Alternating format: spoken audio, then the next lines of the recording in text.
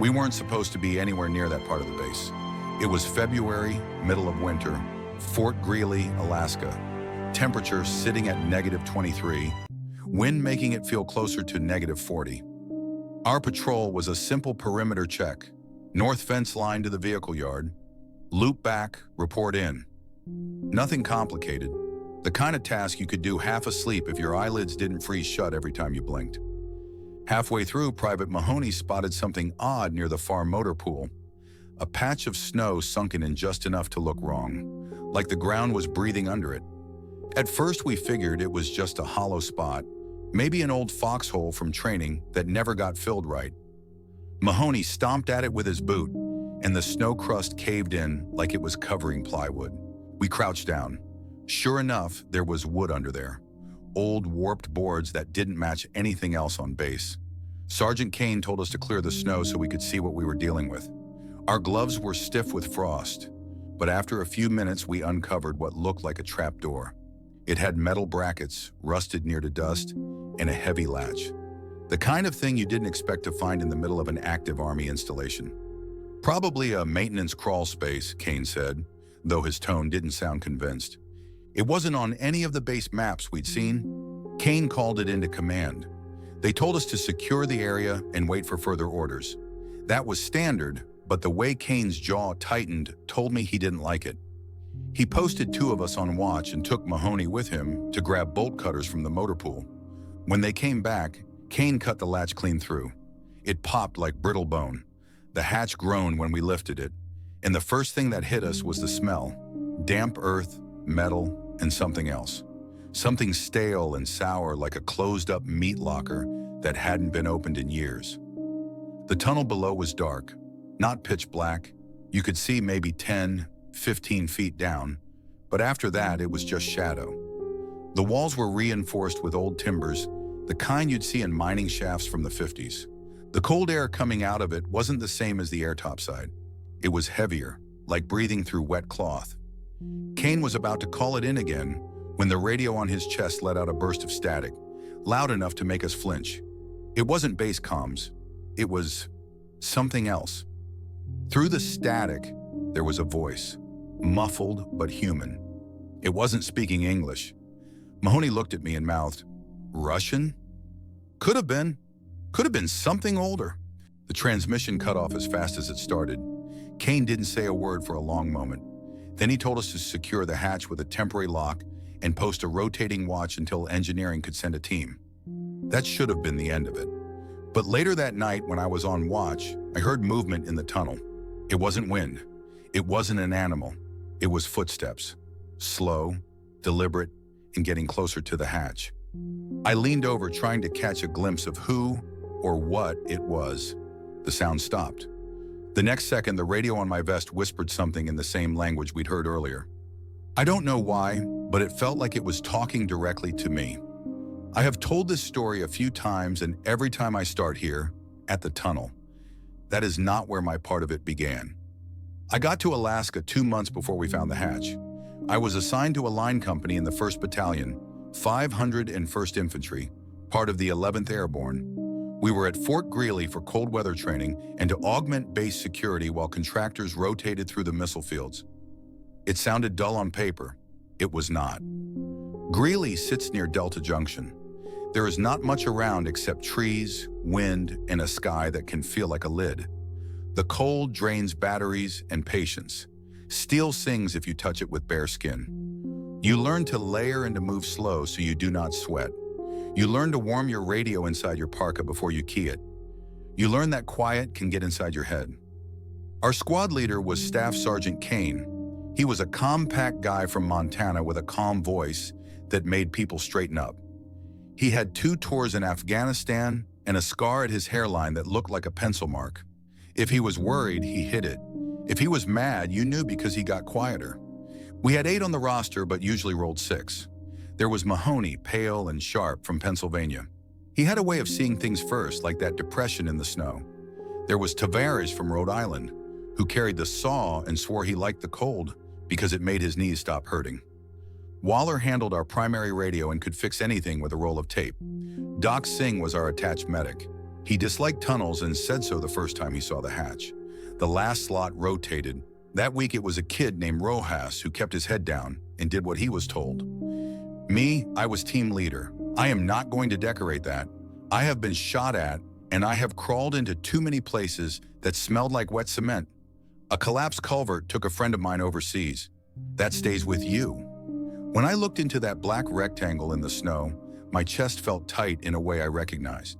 The day we found it, we called it in and followed the book. Range control patched us to the base operations officer. We gave a grid, described the hatch, and sent photos. The reply came back inside a minute. Secure the site. No entry until engineers and EOD arrived. Notify the provost marshal. Keep eyes on until relieved. Kane set a cordon with chem lights on paracord at 10 meters.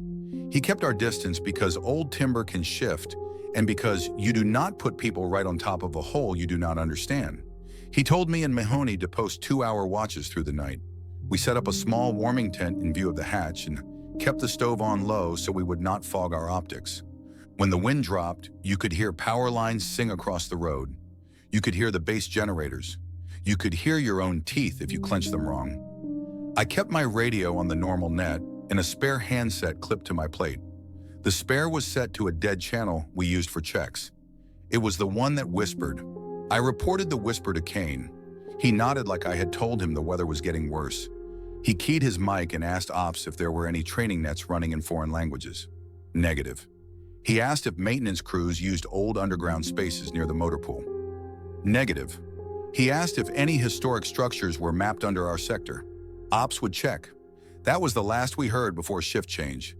By morning, the hatch had frosted over again. We kept it clear with an E-tool.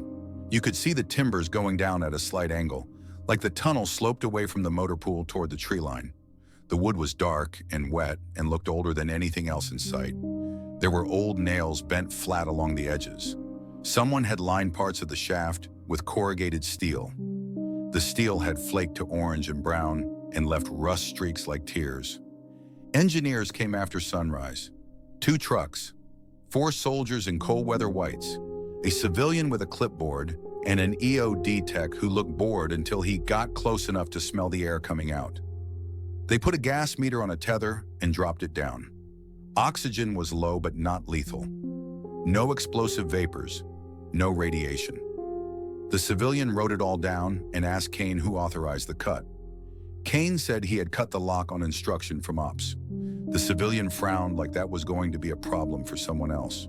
The engineers asked for old maps. Ops brought a binder from a base library that looked like it had been living on a shelf since the 60s. It had pages on fuel lines, buried power, storm drains, and some handwritten notes about decommissioned bunkers. None of it matched this spot. The EOD tech checked for tripwires and booby traps at the mouth. He did not find any. He found a little folded tag of metal caught under a nail. He slid it out with a knife and held it up. You could see a faded stamp on it. The letters were in English. The date was 1951. The rest was too worn to read. The civilian asked if any of us spoke Russian. He said it like he did not want it to be Russian. Mahoney shook his head. I knew a handful of words from a deployment on a joint range in Europe. Not enough for a conversation. Enough to pick out numbers. Enough to know if someone was counting. Ops made the call to keep the hatch secured and postpone entry until a survey team could rig safer supports. That made sense. The timber looked like it would crumble if a heavy guy breathed too hard. They posted a second security team so we could rotate. We stayed primary because we found it. By afternoon, a K9 unit from the gate came out with a handler named Metz. The dog was mellow and used to noise. He would not go near the hatch. His ears went back and his chest rumbled. Metz coaxed him with a treat and stopped when the dog tucked his tail and sat down facing away from the opening. Metz gave Kane a look. Kane nodded once and told him to log it. They left with the dog still glancing over his shoulder. The sun did not get high. It just smeared along the horizon. In that low light, the snow around the hatch looked bruised. Our breath hung in front of our faces and glittered. My fingers went numb and then burned and then settled into that dull ache you get when you stay out too long. Around 1600, Ops called back with a note from an old facilities report. It said there had been temporary storage dug during construction in the early 50s for test components and equipment. It said some of those spaces were sealed and backfilled when the Cold Regions Test Center shifted footprint. It did not list exact locations. It did not mention a tunnel under the motor pool. That night I took the first watch again. I told myself it was because I was already cold, and warming up only makes it worse when you go back out. That was not the full reason. I did not like the idea of Mahoney alone with that whisper. The stars were sharp. The aurora was faint and thin, like green smoke. I stood over the hatch and tried to listen past my own breathing. I told myself the voice on the radio had been a bounce off the ionosphere. That happens up there. You can catch fishermen from Asia or taxi chatter from somewhere you cannot point to on a map. You can catch the past if you let your brain make shapes out of noise. I keyed the spare to check squelch. It hissed. It went quiet. It hissed again. Nothing spoke to me. Not then. There was one thing I noticed that did not make it into the log because I was not sure what it meant. The snow around the hatch had a pattern to it that was not from our boots or the wind. A faint curve, like something had pressed up from below and then settled. The kind of mark you get when a buried pipe shifts in a frost heave. It pointed away from the motor pool toward the tree line.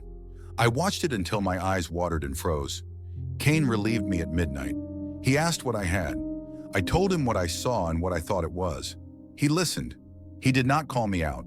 He told me to rack out and that we would have answers in the morning when the survey team came back with shoring. I believed him because I wanted to. I slept 2 hours and woke up cold at the center of my chest, like someone had put a coin there and walked away. When I stepped outside, the wind had died. The hatch sat in its ring of trampled snow. Nothing had moved.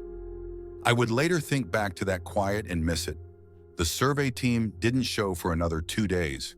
That wasn't unusual up here. Weather, equipment breakdowns, higher priority work orders, they all had a way of delaying things.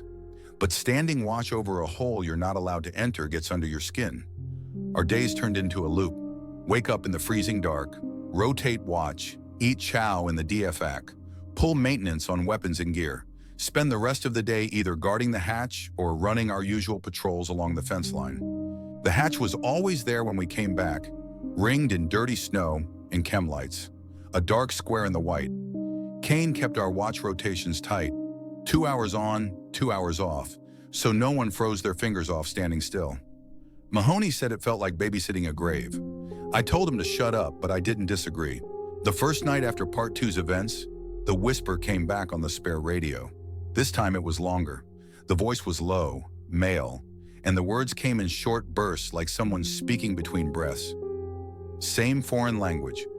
I caught 2 words I recognized, numbers, maybe dates, but the rest washed over me like static. I keyed my mic just enough to send a click, but didn't transmit words. Kane was on the other side of the perimeter.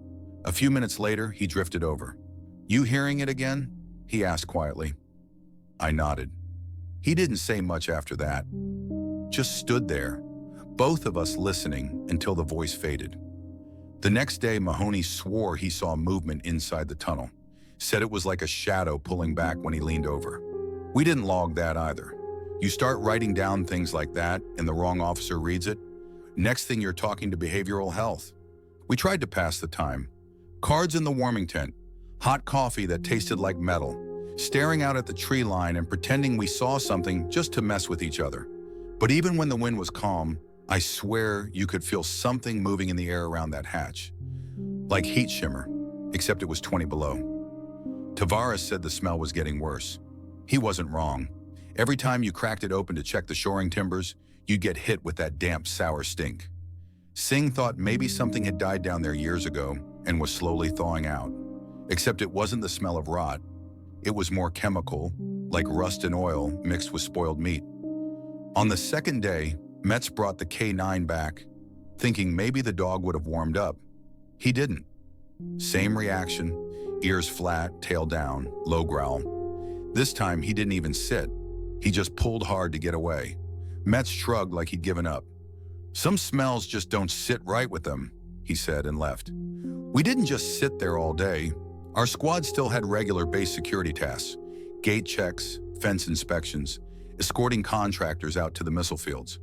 Those runs felt almost normal, at least until you came back to the motor pool and saw that square of darkness waiting for you. By now, the pattern in the snow around it was more obvious. The faint bulge toward the tree line was bigger, like frost heave except too fast for natural ground shift. Mahoney measured it with a tape and swore it had grown 2 inches in a day. Kane told him to keep that to himself. That night, while on watch with Rojas, I noticed he kept glancing at the hatch like he expected something to come out. After about 30 minutes, he asked me if I'd ever been in a cave. I told him, yeah, once in training down in Kentucky. He shook his head and said, "This doesn't feel like that. Caves feel empty. This feels like it's full of something." He wouldn't elaborate. On day 3, the weather changed. The wind picked up out of the north, rattling the timbers around the hatch. Snow swirled in and collected along the edges. When we cleared it away, I noticed small black flecks stuck to the frost. Looked like burned wood. I rubbed one between my gloves and it smeared like charcoal. We logged that one. The engineers were going to want to know why debris was coming up from a sealed tunnel. Later that afternoon, Kane called us in for a squad huddle in the warming tent. He'd gotten word the survey team would be there the next morning. Ops wanted us to stay on primary security during their work. The civilian from before would be with them, plus 2 more techs.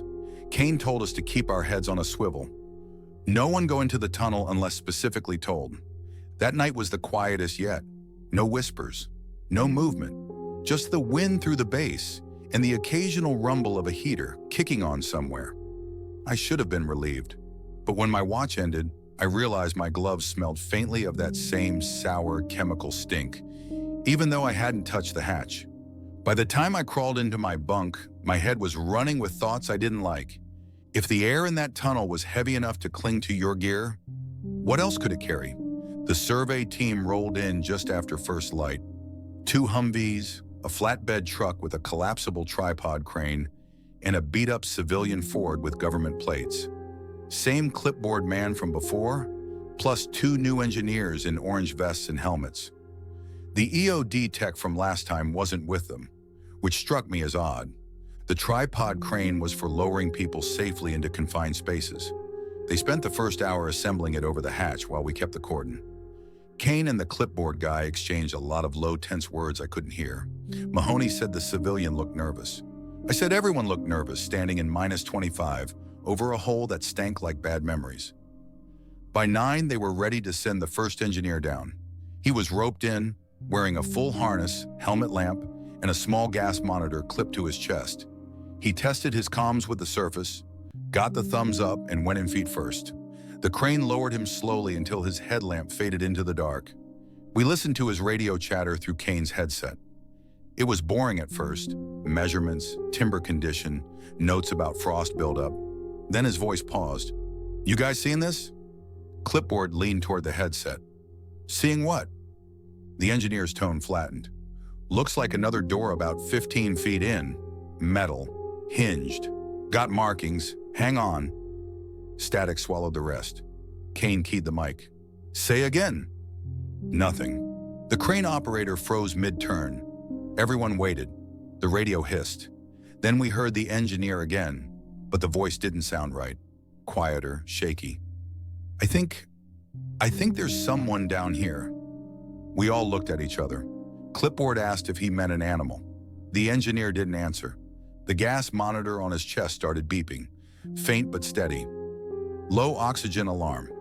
Kane told him to come up immediately. The crane operator started reeling him back in. That's when we heard it. Through his open mic, faint under his breathing, another voice, muffled, speaking the same foreign language we'd heard on the spare radio. The engineer's breathing spiked. "It's right behind..." His sentence cut off in a wet, muffled grunt, like someone clamped a hand over his mouth. The cable above the hatch jerked once, hard enough to make the tripod legs shift in the snow. "Pull him up," Kane barked. The operator cranked the winch fast. The cable vibrated like something was fighting it from below. When the engineer came back into view, his helmet lamp was out. His gloves were gone. He hung limp in the harness, chest rising shallow, face pale. His lips were rimmed with frost that hadn't been there when he went down. Singh rushed in to check him while Kane and I hauled the rest of the cable clear. No obvious injuries, just shock, oxygen deprivation, and something else. His pulse was slow but steady. We tried to ask him what happened. His eyes tracked us, but he didn't speak. Clipboard wanted to shut the operation down. Kane agreed, but Ops overruled them both over the net, said to send one more person down with a body cam and pull them out at the first sign of trouble. Mahoney volunteered before I could stop him. He was younger and faster on ladders than most of us. Kane looked at me, then back at Mahoney, and finally nodded. 2 minutes down there, no more. They rigged him up, clipped the camera to his chest, and lowered him in. He called out what he saw, same as before. Timber, frost, narrow passage. Then, metal door in front of me, heavy gauge, looks sealed. Clipboard told him to get a close shot. Mahoney crouched, angled the lens. Markings are Russian, definitely Cyrillic. There's a number, maybe a serial. His breathing slowed for a moment. Then he said, "Wait, there's light coming from under the door." We all stared at each other topside. There was no power down there. No reason for any light at all. Mahoney's voice came back, faster now. "Something's moving behind it. I can hear..." The feed went black. The cable jerked. This time it wasn't a single pull. It was a series of tugs like something climbing the line from below. The tripod legs shifted again, one of the engineers diving to brace them. "Reel him up!" Kane yelled. We hauled the crank, metal squealing in the cold. Mahoney came up fast, swinging, his eyes wide and unfocused. His helmet was missing. Frost clung to his eyebrows and beard. We unclipped him from the harness. Singh knelt beside him, but Mahoney shoved him away and scrambled backward in the snow, staring at the hatch. His voice cracked. It knocked, the door. It was knocking right in front of me. No one spoke for a moment. Then Metz's dog, still in the K9 truck, started barking, a deep, rapid bark that carried over the wind. Clipboard called it. "We're sealing this thing until further notice." The engineers slammed the hatch closed and set a new steel hasp over it, locking it with 2 heavy padlocks. They packed their gear in silence. The injured engineer went to the clinic. Mahoney refused to leave his bunk the rest of the day. That night, I took watch again. The snow was falling thick, muffling sound. The spare radio was clipped to my vest. At exactly 0100 hours, it came alive. One slow knock. Silence. Then a voice, low and calm, speaking the same foreign words. This time I caught one of them clearly. My name. By the next morning, everyone in our squad knew about the knock. I hadn't told them. Word just moves fast in a place like Greeley. Somebody hears something on the net, somebody else mentions it in the DFAC, and before you know it, the whole company is talking about the thing in the tunnel. Kane was pissed. Not because of the rumors, but because we were losing control of the situation. Once fear starts moving through a unit, you can't stop it with orders. The injured engineer was medevac to Fairbanks. Official line was oxygen-related incident. Mahoney wouldn't talk to anyone except me, and even then, only in short bursts. He said the knocking was slow, deliberate. 3 knocks, then silence. He said the light under the door in the tunnel flickered like it was coming from a fire. Ops locked the hatch under a double chain and posted armed guards from the MP company. We were pulled off primary security for a day to run perimeter patrols. Kane didn't like it. He said if something was coming out of that tunnel, he wanted eyes on it. The perimeter patrols were uneventful, just snow, wind, and the occasional fox. But twice I saw something odd in the tree line near the motor pool. Not movement exactly, more like a shimmer, like heat haze, except it was freezing. It would last a few seconds, then vanish. That night, while I was cleaning my rifle in the barracks, Rojas came over and asked if I'd heard anything strange while sleeping. I told him no. He said he'd woken up twice to the sound of a man's voice speaking Russian. Right in the barracks, close enough to feel breath on his ear. The second time, he'd swung his feet off the bunk and stepped onto a patch of frost on the floor that melted under his socks. The next day, MPs reported finding the hatch padlocks open. Not broken, open. Both locks were still hanging from the hasp, keys turned. Ops assumed someone on the survey team had been careless. Kane didn't buy it. He had us check the surrounding snow for tracks. Nothing. The ground was wind-scoured smooth for 30 meters in every direction. Later that afternoon, the radio problem spread. The whisper we'd first heard on the spare channel started bleeding into regular comms. Contractors in the missile fields reported picking it up. One guy said it was repeating the same 4 words over and over, always in the same tone. He wrote them down for the translator on base. The translator got quiet after reading them and wouldn't repeat them to anyone else. At chow that night, Tavares told us something I wish he'd kept to himself. His brother had been stationed at Greeley in the late 90s. Said there were rumors of an old Soviet listening post built into the permafrost under the base. Said when it was discovered during expansion, they sealed it without clearing it. That story had never made it past rumor because no one could prove it existed. 2 days later, something happened that shoved everything into overdrive. It was mid-shift, me and Mahoney on a roving watch near the hatch. Snow was falling steady, wind at our backs. We passed the hatch perimeter and stopped. The snow around it was wrong. The faint bulge toward the tree line we'd been tracking was bigger, almost a full foot higher than before, and there were marks in it, long, shallow grooves, like something had been dragged across from the hatch toward the trees.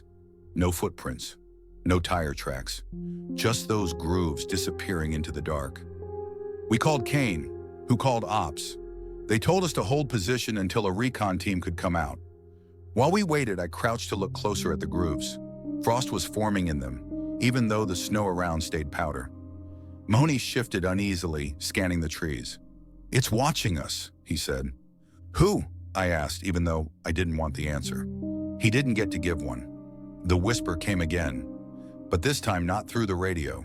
It was in the air around us, faint but clear, the same cadence, the same foreign words.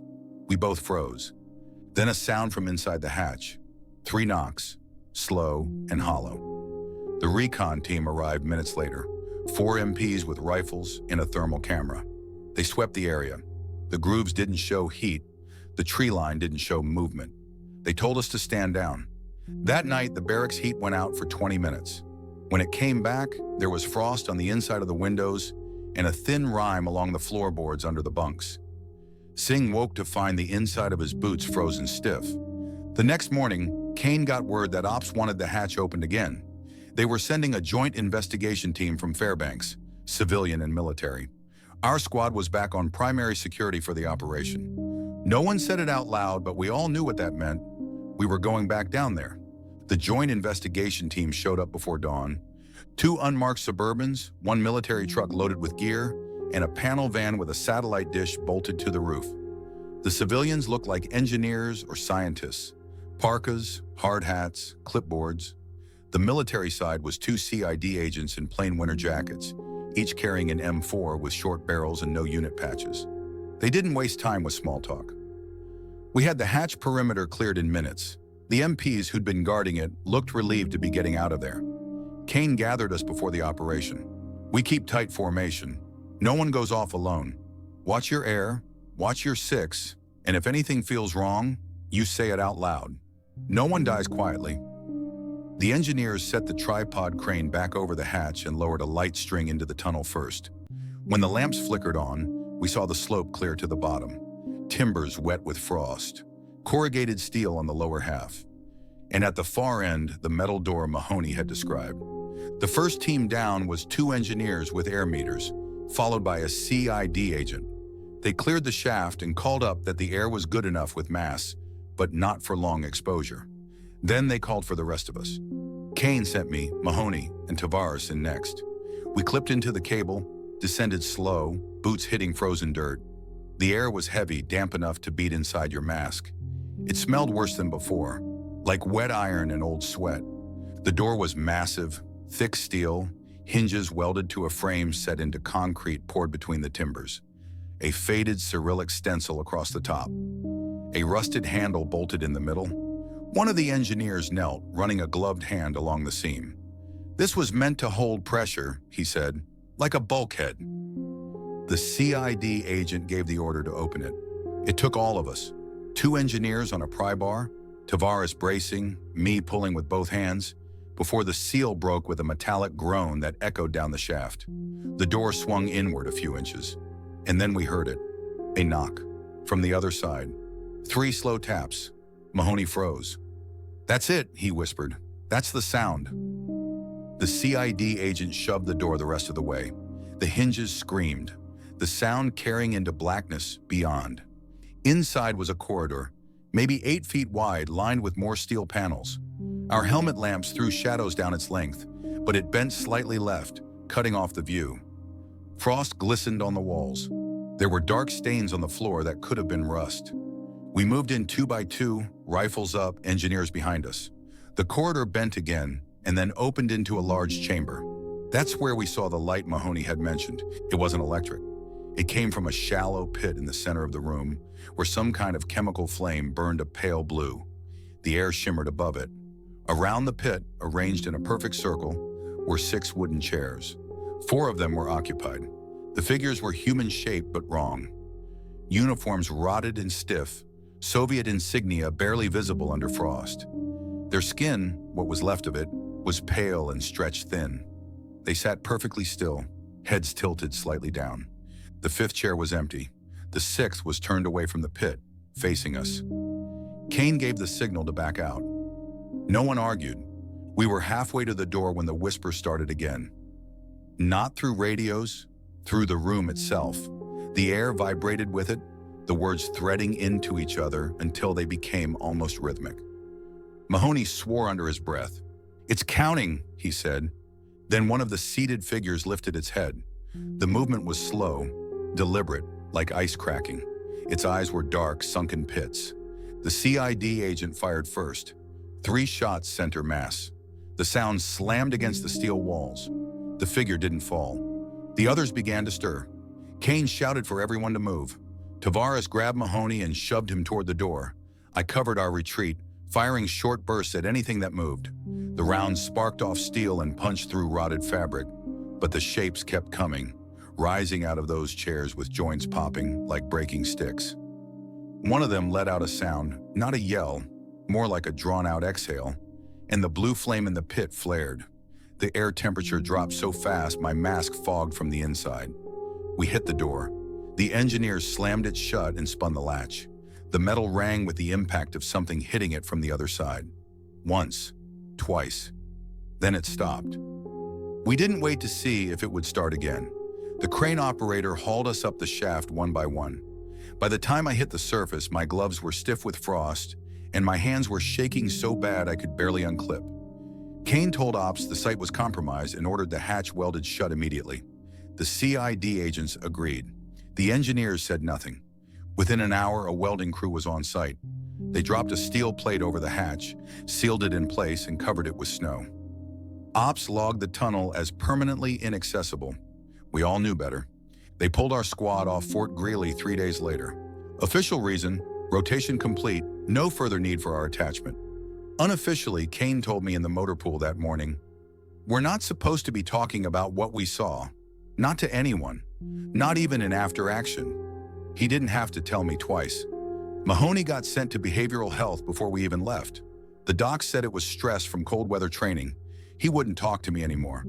Just stared out the window of the transport, hands jammed so tight into his pockets that his knuckles went white. Tavares went back to Rhode Island 2 weeks later on emergency leave. His wife called me months down the line and said he woke up one night swearing he could hear knocking in the walls of their house. Rojas transferred to another unit in the lower 48. Singh put in his packet for separation. Waller kept in touch for a while, then stopped answering my calls. I stayed in. Different bases, different missions. But Alaska stuck in my head. That hatch, that room, those chairs. A year later, I ran into one of the MPs who'd been guarding the site before we took over. We were both at a training range in Nevada.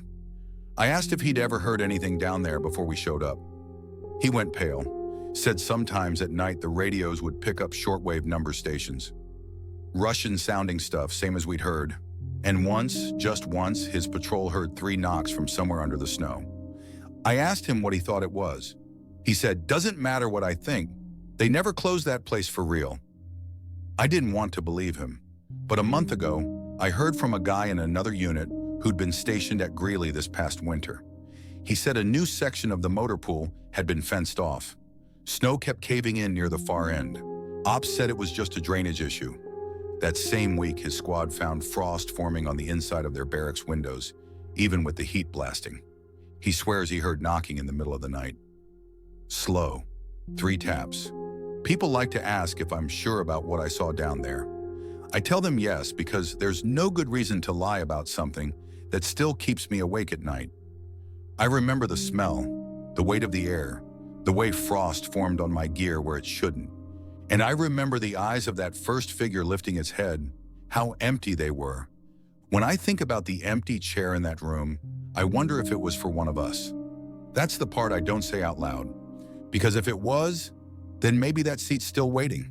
And maybe someday, when the cold is deep enough and the wind's quiet enough, they'll come looking to fill it.